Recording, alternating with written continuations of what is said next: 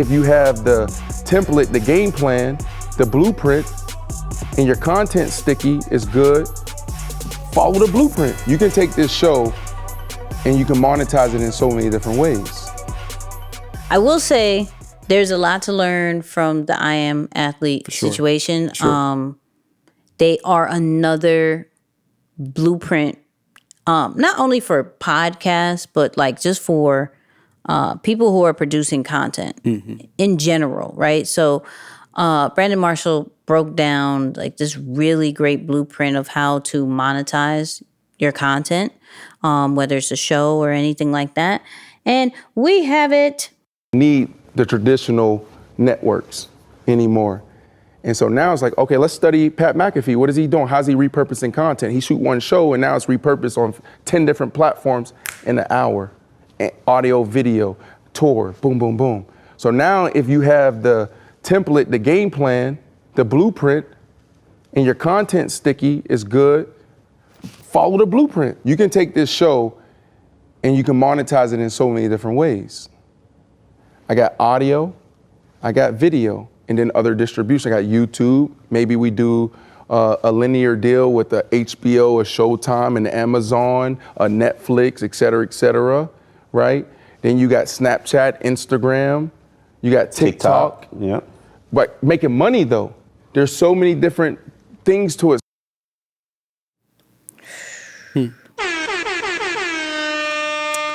So,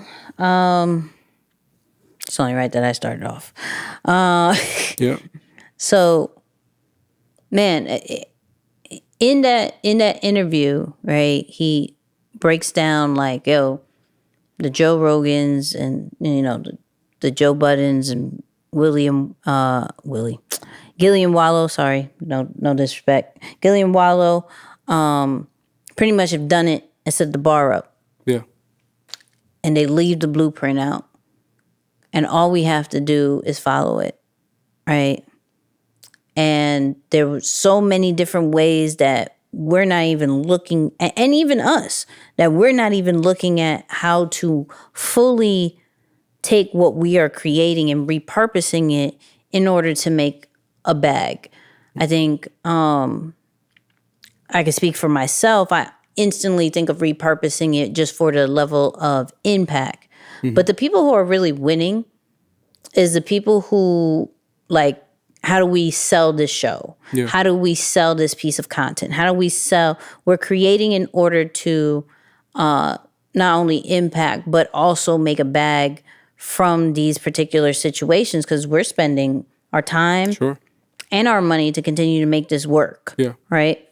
And so how he really breaks it down to from audio to YouTube and doing different segments that like Deezus and Mero does an amazing job of this, right? They were one of the like early ones of now they went from a show to then I think it was a Vice, I believe, to then now Showtime, and they'll show parts of it on YouTube to be able to get the YouTube money, but then to still go on Showtime and do the whole show, you know? And it creates a different level of a producer mindset. You know, it creates this like, it doesn't stop with just a podcast. Yeah.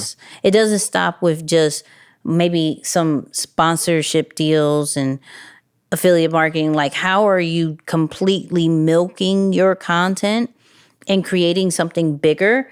And I'm like, why am I just looking at podcasts as podcasts? Yeah. Like, they're not looking at, the top ones are not looking at podcasts like podcasts.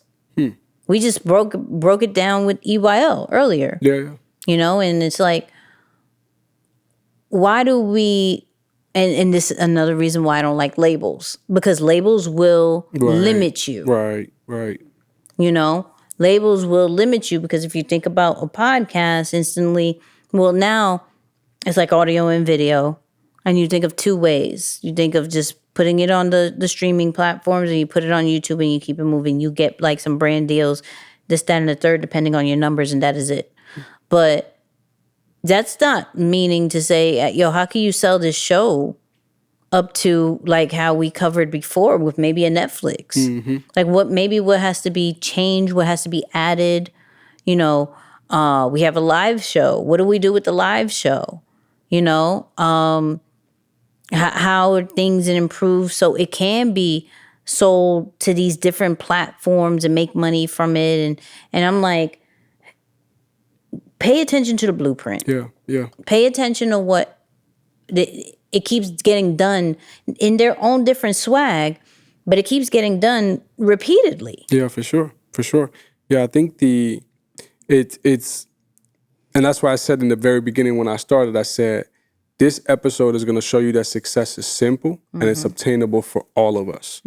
If you can get a nice message out there, focus on a good story that people resonate with, and you get people to start watching and tuning in with you, you deliver something to the people that is of need, that is of value, especially in their time of most need. Yeah. Right? When we think about EYL, at least for me, I think about you brought financial literacy during the time of a pandemic, like a global pandemic. Yeah. I mean, it couldn't have been a better timing. Yeah. Now, beautiful thing for them, and this was definitely destiny because they started a year, their second year is almost at the start of the pandemic, and boom, they take off with it.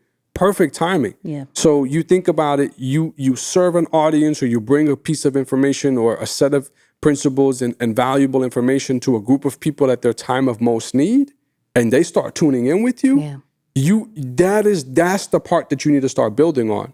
So you're right. I do think in some ways I can see the benefit of being labeled a podcaster simply because we're looking at bigger platforms say they're going to invest big money into podcasts. Yes. We saw Netflix say it. We saw Spotify say it. We saw many others say like, hey, podcasting is still early and we're going to put a lot of our resources behind it.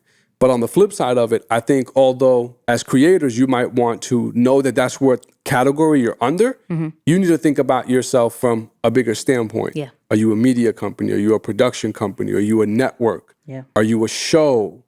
Right? I think there's more to it. Yeah. And with just a few minor adjustments, you can see yourself following a similar format just because you have the numbers.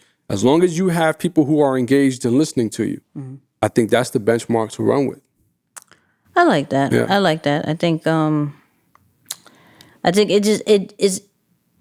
You can hear me stuttering. Wow, that was crazy. I think it just goes more of always think bigger. Yeah. You know, it's not a piece of content. It is a potential show. It's a potential podcast. It's not just a podcast. It's a potential movie. It's a potential book. You know, it is a potential ongoing radio, whatever your goal possibly is. Like, it's just something more that we're not seeing. Yeah. And the control is more on us more than anything else than before. Yeah. What I loved that he said is that we don't necessarily need the traditional networks anymore. Mm-hmm.